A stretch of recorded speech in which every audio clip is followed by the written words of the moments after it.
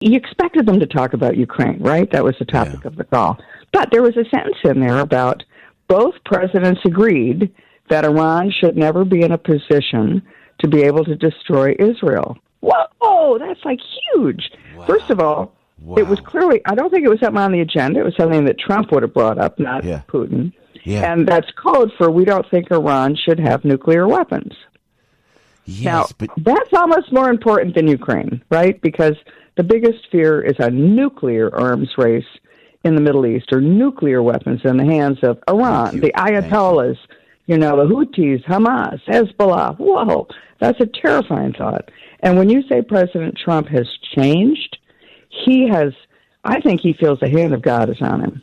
But after that assassination attempt, and all my friends who see him every minute of every day say he's really changed. Yeah. It's no longer about Donald Trump. It's about America now. That's right.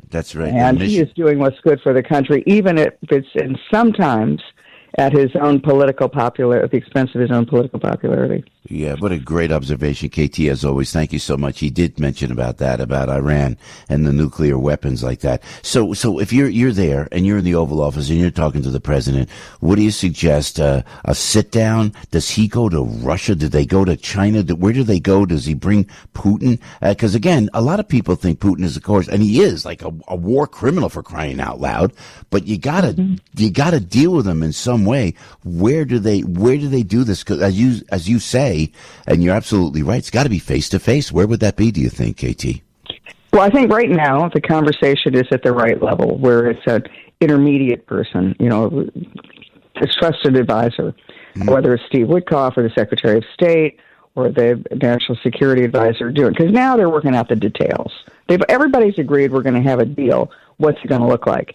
And that is the level of details, and that probably does not involve directly Putin himself or Trump himself. However, I will point out that Donald Trump is on. Every negotiator who's meeting on these is calling Trump, as he's walking out the meeting, to give him, here's what's happening.